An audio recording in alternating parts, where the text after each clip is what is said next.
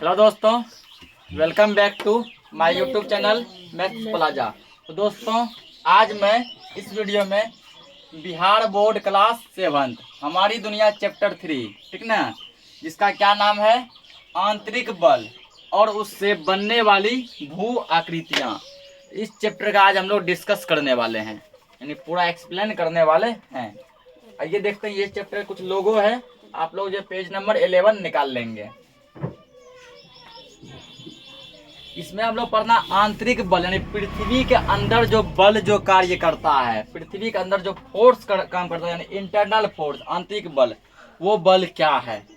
और इस बल के कारण जो पृथ्वी पर नया नया चीज जो बनता जो है, जिस नया नया चीज में, जैसे मान लीजिए ये बड़ा पहाड़ बन गया, चट्टान बन गया, पर्वत बन गया, पठार बन गया, उसी कहते भू आकृतियां। भू मतलब धरती, उस पर आकृति। तो वो सब भी इसमें जानेंगे हम लोग कि क्या है। तो यहाँ पे कह रहा है कि शंभू शाम में पढ़ाई कर रहा था, उसने स्वयं को हिलते पाया। शंभू नाम का एक लड़का था जो शाम में क्या कर रहा था, पढ़ रहा था। पढ़ते पढ़ते क्या हुआ, वो जो है अपने आप हिलने लगा। अपने आप क्या होने लगा, ऐसे से हिलने लगा।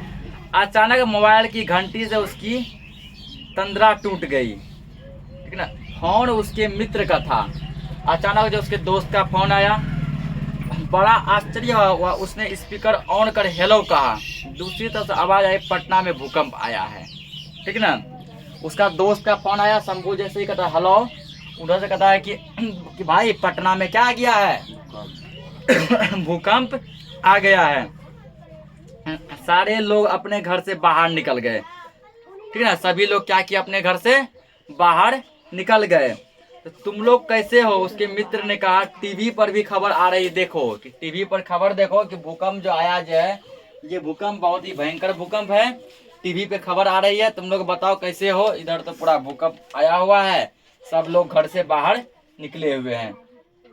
खबर आ रही है कि बिहार के कई इलाकों में भूकंप के झटके महसूस किए गए हैं, ठीक ना। केवल पटना ही नहीं, पटना को छोड़ के और भी बहुत सारे ऐसे इलाके हैं जहाँ की भूकंप का झटका जो है क्या किया गया है, महसूस किया गया है। तो भूपर्पटी में विभिन्न आकार की छोटी एवं बड़ी किंतु कठोर संरचनाएं होती है, जिन्हें प्लेट कहते हैं। ये प्लेटें गतिशील रहती है, जिनसे द्वीपों, महाद्वीपों और महासागरों का निर्माण होता है। कहता है कि धरती के अंदर जो है, ठीक ना, भूपर्पटी में, यानी भूपर्पटी में, यानी भूपर्पटी मतलब धरती, ठीक ना। उसके अंदर जो है कुछ छोटा तो कुछ बड़ा, ठीक ना, कुछ छोटा तो कुछ बड़ा प्लेट पाया जाता है। ये प्लेट क्या होता है, हमेशा गतिशील रहता है, ऐसे चलते रहता है, अंदर में चलते रहता है, चलते रहता है। और चलने के क्रम में कभी कभी अंदर में से क्या हो जाता है, टकरा जाता है। अंदर में जो टकराता है, जो बाहर में भूकंप देखने को मिलता है। अंदर में टकराता है तो बाहर में क्या देखने को मिलता है, भूकंप। अब जब वही छोटा बड़ा प्लेट जो है, दो गो प्लेट किसी समुद्र में जाकर टकराता है तो उससे सुनामी निकलता है। किसी महासागर में टकराता है, सुनामी निकलता है। धरती पे मानो कि प्लेन एरिया में ठीक ना, प्लेन सरफेस पे टकराता है ऐसे, तो वहां पर जो भूकंप देखने को मिलता है।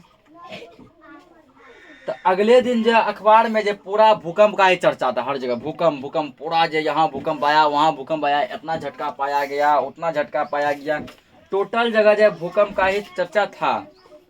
तो फिर जो ये भी जो अलर्ट जारी किया गया था कि आज भी भूकंप आने वाला है। तो लोग रात में डर से सो नहीं पाए, पूरा मतलब सोए नहीं थे कि कब भूकंप आ जाएगा, कहीं भूकंप आया तो मेरे ऊपर की दीवार न गिर जाए और मेरा पत्ता कहीं कट ना जाए, ठीक ना, हम लोग जय हिंद जय भारत ना हो जाए। लोग जो है क्या किए, तो कोई भी सो नहीं पाए। प्रशासन ने भूवैज्ञानिक को बुलाया। भूवैज्ञानिक जो कि भूकंप का मान लो कि अनुमान लगा, भूवैज्ञानिक यानी कि जो धरती से रिलेटेड घटना के बारे में बताते हैं। उन्होंने जगह जगह उपकरण लगाया, उपकरण मतलब मशीन लगाया, ठीक ना। अब मशीन लगाया, उसके बाद भूकंप का पूर्वानुमान संभव नहीं है, इसलिए भूकंप आने की आशंका है, वो अफवाह से दूर रहें।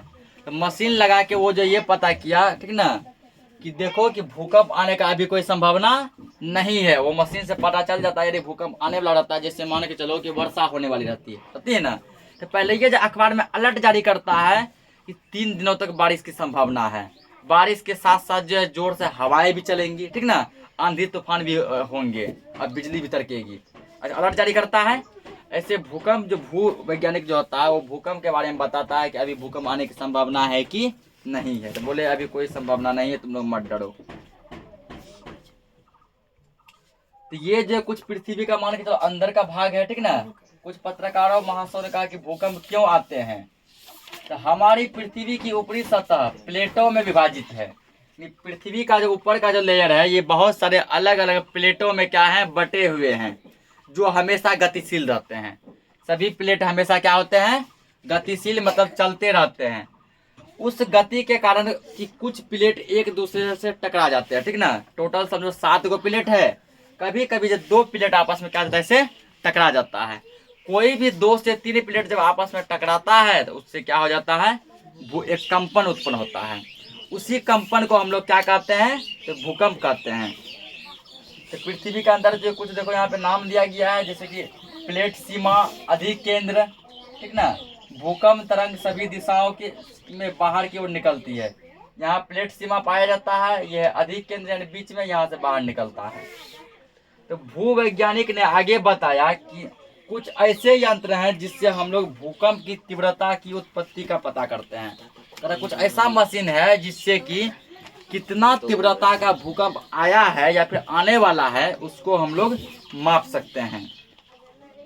अब यह क्वेश्चन पूछता है, मान के चलो कि ये बिहार में भयंकर भूकंप कब आया था, तो जनवरी 1934 में। जनवरी 1934 में बिहार के दरभंगा जिला में, बिहार के दरभंगा जिला में भयंकर भूकंप आया था। सितंबर 1993 में महाराष्ट्र के लातूर में भयंकर भूकंप आया था। जनवरी 2001 में कच्छ और भुज, जो कि गुजरात में पड़ता है, कच्छ और भुज कहाँ है, गुजरात में, वहां भयंकर भूकंप आया था। तो पत्रकार कहते हैं कि इससे होने वाले नुकसान को रोक नहीं सकते हैं। बोला भूकंप एक प्राकृतिक आपदा है। भूकंप क्या है, एक प्राकृतिक आपदा है। भूकंप से हम केवल बच सकते हैं, ठीक ना। भूकंप से केवल क्या कर सकते हैं, बच सकते हैं। अब जो सोचेंगे भूकंप से हम फाइटिंग कर लें, ये संभव नहीं है। भूकंप से हम केवल बच सकते हैं लेकिन लड़ नहीं सकते हैं, ठीक। अब पूछता है कि भूकंप की तीव्रता को किस मशीन से मापा जाता है, ठीक ना। तो भूकंप की तीव्रता को मापने वाले मशीन का नाम है सिस्मोग्राफ। क्या नाम है, सिस्मोग्राफ। सिस्मोग्राफ में हम लोग भूकंप की तीव्रता को मापते हैं, ठीक ना। भूकंप की तीव्रता सिस्मोग्राफ से मापते हैं। रिएक्टर पैमाना भूकंप की तीव्रता मापने की इकाई है। सिस्मोग्राफ नाम का एक मशीन है, ठीक ना। इस मशीन में इसको मापते हैं। इसका इकाई यूनिट क्या है, तो यूनिट है इसका रिएक्टर पैमाना। क्या नाम है, रिएक्टर पैमाना, यह यूनिट है। रिक्टर पैमाना भूकंप की तीव्रता मापने की इकाई है। और भूकंप की तीव्रता सिस्मोग्राफ से मापते हैं।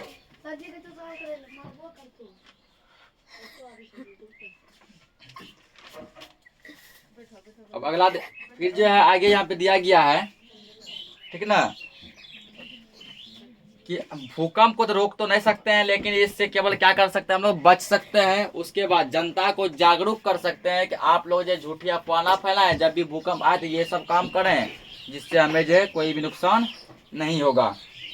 फिर वैज्ञानिक बताते हैं यहाँ पे कि भू परपट्टी के नीचे का वह स्थान जहाँ कंपन होता है उसको उद्गम केंद्र कहते हैं।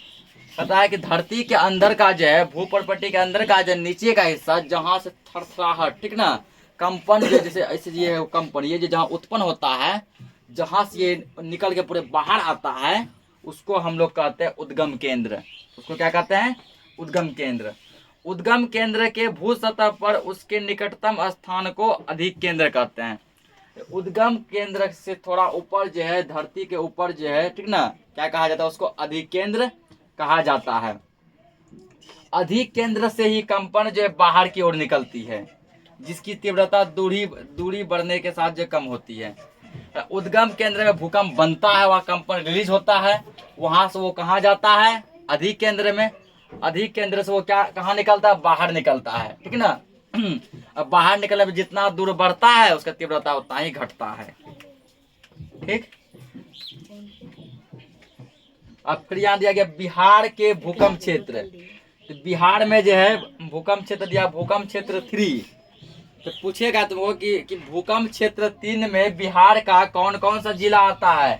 ये सब जिला आता है, बक्सर, भोजपुर, रोहतास, कैमूर, ये सब जिला आता है। अगला दिया भूकंप क्षेत्र 4। पूछेगा कि बिहार में भूकंप क्षेत्र 4 के अंतर्गत कौन कौन सा जिला आता है। तो पूर्वी चंपारण, पश्चिमी चंपारण, सिवान, गोपालगंज, ये सब जिला आता है, जिसमें कि अपना पूर्णिया जिला भी आता है। यानी कि पूर्णिया जिला जो है बिहार के किस भूकंप क्षेत्र में आता है। तो पूर्णिया जिला जो है भूकंप क्षेत्र 4 में आता है। कितना में आता है? भूकंप क्षेत्र 4 में। भूकंप क्षेत्र 5 में सीतामढ़ी, मधुबनी, सुपौल, ये सब जिला आते हैं। अब देखो पृथ्वी का बल पूछता है, पृथ्वी का बल कितने टाइप का होता है। तो पृथ्वी का बल जो है 2 टाइप का होता है, पहला आंतरिक बल, दूसरा बाह्य बल। आंतरिक बल जो कि धरती के अंदर जो बल लगता हो, बाह्य बल जो धरती के ऊपर बल लगता हो। आंतरिक बल जो फिर 2 टाइप के होते हैं, दीर्घकालीन भूस्खलन और दूसरा दिया है आकस्मिक भूसंचलन। दीर्घकालीन जो कि लंबा टाइम तक चलता रहेगा, पूरा एक भूकंप बहुत टाइम तक चलेगा। एक आकस्मिक अपना हल्का से थोड़ा सा कंपन होगा, ठीक है ना, उसके बाद वो खत्म हो जाएगा। इस टाइप से इसको जो है अलग अलग भागों में बांटा गया है। शिक्षक बताते हैं कि हमारी पृथ्वी प्लेटों में विभक्त है, यानी हमारी धरती जो है अलग अलग प्लेटों में क्या है, बटा हुआ है, ठीक है ना। पृथ्वी अलग अलग प्लेटों में बटा हुआ है। ये प्लेट क्या है, अंदर पृथ्वी के अंदर ताप और दाब के कारण चट्टान जो है पिघली हुई अवस्था में पाई जाती है। पृथ्वी के अंदर ताप और दाब के कारण चट्टान जो है पिघला हुआ अवस्था में, गला हुआ अवस्था में पाया जाता है। इस पिघली हुई अवस्था को हम लोग मैग्मा कहते हैं। क्या बोलते हैं? मैग्मा कहते हैं। अब देखिए पृथ्वी के बलों का प्रभाव, याद दिया पर्वत की, पर्वत क्या है, पर्वत क्या है। पर्वत उस श्रेणी को कहते हैं जिसकी ऊंचाई कम से कम 900 मीटर हो, ठीक है। कहता कोई भी ऐसा चट्टान, कोई भी ऐसा चट्टान, मान के चलो कोई ऐसा चट्टान है, बड़ा बड़ा ऐसा चट्टान है, अगर इसकी ऊंचाई जो है कम से कम जो है, ठीक ना, 900 मीटर तक का, यदि इसकी ऊंचाई इस टाइप कितना मीटर होना चाहिए, 900 मीटर, 900 मीटर तक इसका ऊंचाई है, तो इसको हम लोग कहते हैं पर्वत। क्या कहते हैं? पर्वत। और इस पर्वत को जो है 3-4 भागों में बांटा गया है। तो वलित पर्वत, भ्रंशोत्थ पर्वत, संचय पर्वत, अवशिष्ट पर्वत। यानी पर्वत को 4 भागों में बांटा गया है, वलित पर्वत, भ्रंशोत्थ पर्वत, संचय पर्वत, अवशिष्ट पर्वत। वलित पर्वत क्या है? 2 विपरीत दिशाओं से जब एक ही केंद्र पर बल लगता है तो उससे जो पर्वत बनता है उसको हम लोग कहते हैं वलित पर्वत। विपरीत दिशा, जैसे मान लीजिए इधर से एक फोर्स लगा रहा है ऐसे, एक फोर्स लगा रहा है इधर से, दोनों फोर्स जब ऐसे ई लगा रहा है इधर, ई लगा रहा है इधर, जब दोनों एक ही दिशा में ऐसे लगे, उससे जो फोर्स पर्वत जो बनता है वो बनता है वलित पर्वत। भ्रंशोत्थ पर्वत, जब भूतल के किसी क्षेत्र में समांतर भ्रंश के बाद बीच का भाग उठा रह जाता है, मान के चलो इस साइड धरती है, इस साइड धरती है, दोनों मान लो आपस में 2 प्लेट टकराया, टकराने के क्रम में बीच का भाग ऐसे उठ गया। ये धरती है ऐसे, दोनों टकरा के ऐसे ऐसे क्या बीच का भाग ऐसे उठ गया, उस टाइप के पर्वत को हम लोग कहते हैं भ्रंशोत्थ पर्वत। अगला दिया संचय पर्वत। धरती के अंदर से जो ज्वालामुखी निकलता है, ठीक ना, धरती के अंदर से जो ज्वालामुखी निकलता है, वो ज्वालामुखी जब जो है धरती के ऊपर आके ठंडा होके जम जाता है। पृथ्वी के अंदर से ज्वालामुखी से निकला और जब वो पृथ्वी के ऊपर आया तो हवा मिलने लगा उसको, और ठंडा हवा पाकर वो क्या हुआ, ठंडा होके जम गया। जैसे मोमबत्ती जलता है तो पिघलता है ना, और जब मोमबत्ती पिघलता है तो यहाँ पर जहाँ जलता है वहाँ पूरा पानी जैसा रहता है, जैसे वो नीचे गिरता है तो उसको ठंडा हवा मिल जाता है और वो जम जाता है। ऐसे ही धरती के अंदर से ज्वालामुखी निकल के धरती के ऊपर जम जाता है, उससे जो पर्वत बनता है उसको हम लोग संचयन पर्वत कहते हैं। इस टाइप का पर्वत जापान और अफ्रीका में पाया जाता है। अगला अवशिष्ट पर्वत। अपर्दन की शक्तियों द्वारा पर्वतों के भाग कटते छटते रहते हैं। तो जब भयंकर आंधी तूफान सब आता है, ठीक है ना, जब मिट्टी का कटाव, पर्वत का कटाव होता है तो बड़े बड़े पर्वत का कुछ भाग कट जाता है। तो पर्वतों का जो कटा छटा भाग जो होता है, जो कट के जो पर्वत बनता है, उसको हम लोग कहते हैं अवशिष्ट पर्वत, चाहे कोई भी पर्वत कट के बने। अब जो पठार क्या है, तो पठार वो इलाका होता है, देखो पर्वत और पठार में क्या डिफरेंट है। तो पर्वत जो है कुछ ऐसा रहता है, ऐसे नुकीला टाइप, ऊपर ऐसे नोक जैसा रहेगा, बड़ा बड़ा ऐसे रहेगा नोक जैसा। अब पठार जो है ऊपर जैसा तो समतल जैसा, ऐसे ऐसे करके ऐसे ऊपर इतना लंबा जाता है, ऐसे उठा के ऐसे करके ऐसे लंबा रहता है। और इस पे पठार पे आदमी, यहाँ पे आदमी घर बना के रहता है, बहुत सारे एक बड़ा बड़ा गाँव बस जाता है, इतना लंबा रहता है कि कम से कम 10 से 15 गाँव एक घर अट सके, कहीं कहते एक गाँव अट जाता है, इतना बड़ा बड़ा पठार होता है, ठीक ना। तो ये होता है पठार। जब जो कोई नुकीला टाइप का बने वो पर्वत होता है, जब ऊपर समतल बन जाए वो पठार होता है, ठीक।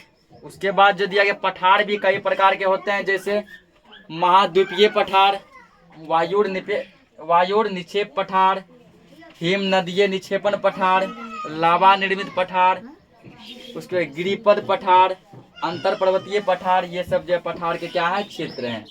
अब लास्ट टॉपिक दिया गया मैदान, यानी मैदान क्या है। हम लोग बिहार के जिस इलाके में रहते हैं वो क्या है, तो मैदानी इलाका है। काहे तक हंसता है रे, ठीक ना। हम लोग बिहार के जिस इलाके में रहते हैं वो क्या है, मैदानी इलाका। यानी हमारा पूर्णिया जिला जो है बिहार के मैदानी इलाके में आता है। तो पूछता है मैदान क्या है, तो शिक्षक जो कहते हैं, कहता पहले मैदान के कोई ऐसा क्षेत्र नजर आता है जहाँ आमतौर पर सामान्य ढाल या प्रायः समतल भूमि होती है। जहाँ का भूमि प्राय से समतल हो, प्लेन हो, ठीक ना, कोई ऊपर नीचे नहीं हो। जैसे ये पठार up down up down up down, ऊपर नीचे है। पर्वत नीचा है तो पूरा नीचे ही है, ऊपर है तो पूरा 900 मीटर ऊपर है, ठीक ना, तो वह पर्वत। जब कोई भूमि पूरा एक समान ऐसे प्लेन हो उस टाइप के भूमि को हम लोग मैदान कहते हैं, ठीक ना। इसी के साथ जो ये चैप्टर क्या हो गया खत्म। नेक्स्ट चैप्टर में इसका हम लोग क्वेश्चन आंसर करने वाले हैं। तब तक के लिए जय हिंद।